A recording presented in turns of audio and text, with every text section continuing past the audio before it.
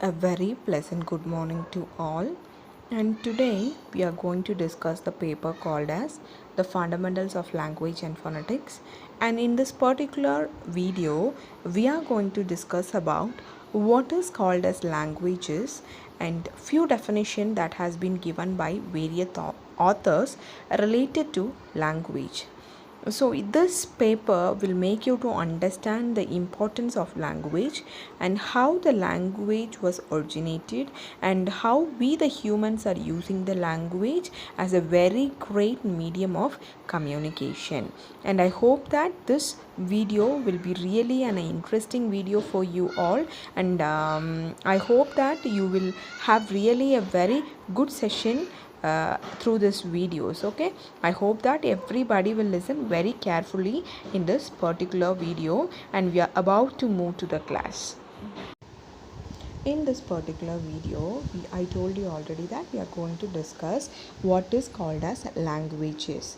So how did language started, or how did we started talking? This is all is really an amazing factor for all of us, because when God created humans on the earth, the people started talking languages as a sign symbol. Okay, as a sign symbol they started talking, and after that they were using various noises to communicate each other. See, language is mainly used only for the considered as a means of communication. It is used only for the purpose of communication, that is from one person to the other we are trying to convey. So we need to convey certain message to the people, so we are going to use a form that it is called as language is. And this language has various forms and various forms of knowledge, everything. And in this particular slide we are going to discuss about a language as a skill and as a knowledge. So as I told you already, in this particular slide we are going to discuss about the two major concepts of language, that whether the language is a skill as a skill and as a knowledge. See, language is something we do. How we describe it as a skill?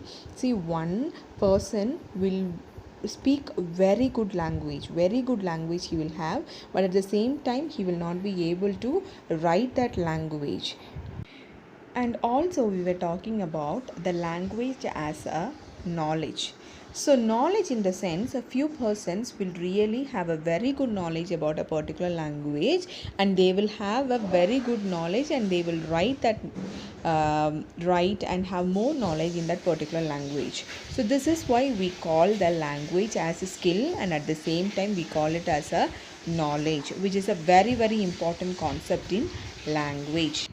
And in this particular slide we are going to see that the language as a event and a group identity. How we call it as an event and a group identity? An event in the sense something that happens. So we were discussing that event means something which happens.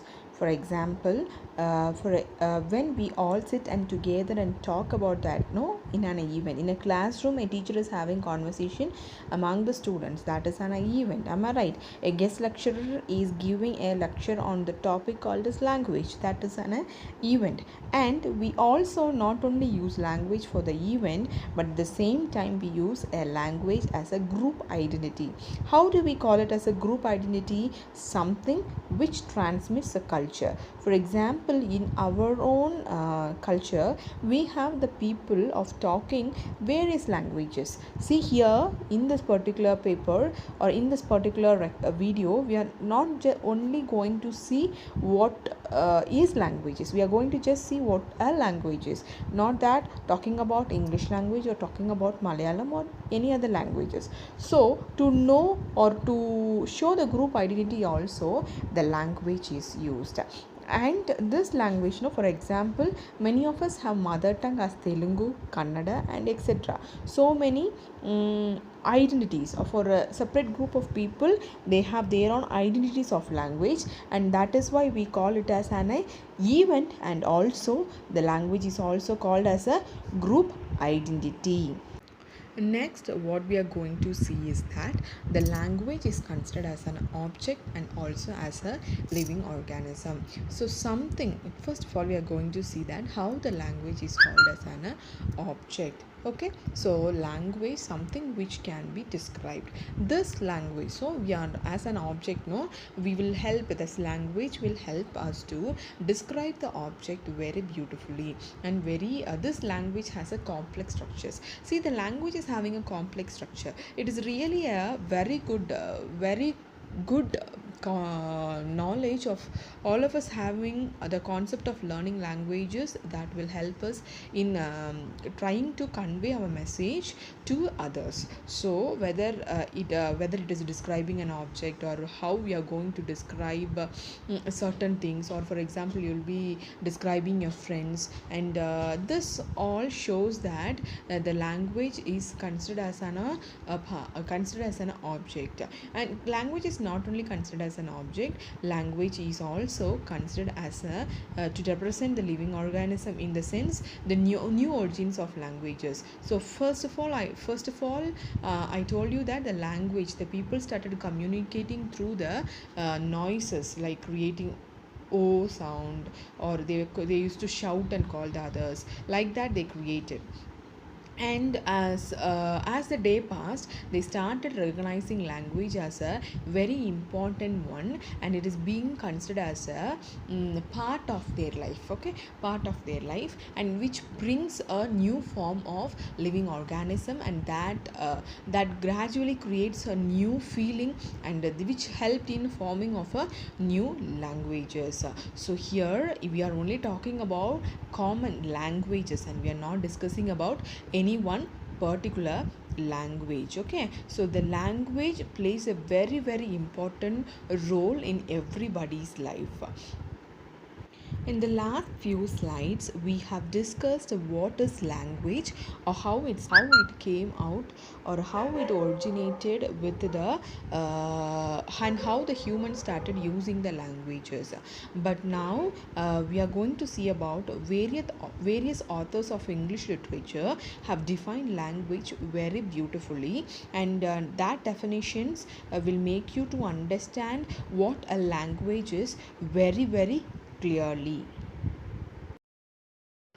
The first definition that we are going to see about the language is given by Spiro. He says that language is purely human and non-instinctive method of communicating ideas by means of voluntarily produced symbols. So this means that he defines that language is purely human. So the language is actually meant, it is only for humans, and they are using the languages as much they can, and they are mainly using to convey the message, or to give the concept, or the thing what they when they think about something, that they are able to discuss, or they are able to communicate freely. So that is what the actual definition that is said by Spiro. And he says that no, humans need language. Without language, they will not be having a very comfortable life. And this is the major concept that is said by Spiro in his definition, that he says that language is purely human and non-instinctive method of communicating ideas by means of voluntarily produced symbols. The next definition that we are going to see is that the definition that is given by Chomsky. He says that language, knowing a language means being able to produce an infinity number of sentences never spoke before, and to understand the sentence never heard because. So this is the actual definition that is given by Chomsky, that he says that the large or infinite number of sentences has to be produced in a languages, and that sentences will never be spoken before, and to understand the sentence it is been never heard before. So this is the idea, or this is the concept of Chomsky towards the definition of language. According to Robbins, we are going to see the definitions of language. Language is a symbol based on the pure attributary conventions. That means that according to the needs, the language is being used as symbols, and it is being used by the humans into the various forms, and through which they are able to make everyone understand. So this is the major concept of Robbins towards the language. So this three definition gives a very clear idea about that language is not the language is one that we see according to our own knowledges. Okay, for example, we can define or we can give a proper definitions of languages according to our own view. So this is what the three authors have defined very beautifully about the definitions of language. So I hope that you all could understand what is the actual meaning of language through this particular video, and also we have seen that how the languages are forming various characteristics, or how the language is having various forms, and how it is getting adopted with various peoples. And at the same time also we have discussed about the famous definition that is given for the languages also, and to tell you make you all to remember once again that the language, we are not talking about any for example, we are not talking about any particular language. We are just talking what a language is. Language is nothing but it is helping us to try, or we are going to convey our message to others. So what we think we want to convey to others, that is what is called as language. And according to all the human convince, they have their own forms of languages, and how the authors have defined it nowadays. So I hope that this video will really help you in understanding what a language is, and I shall catch you in the next class with the next topic. Thank you, girls.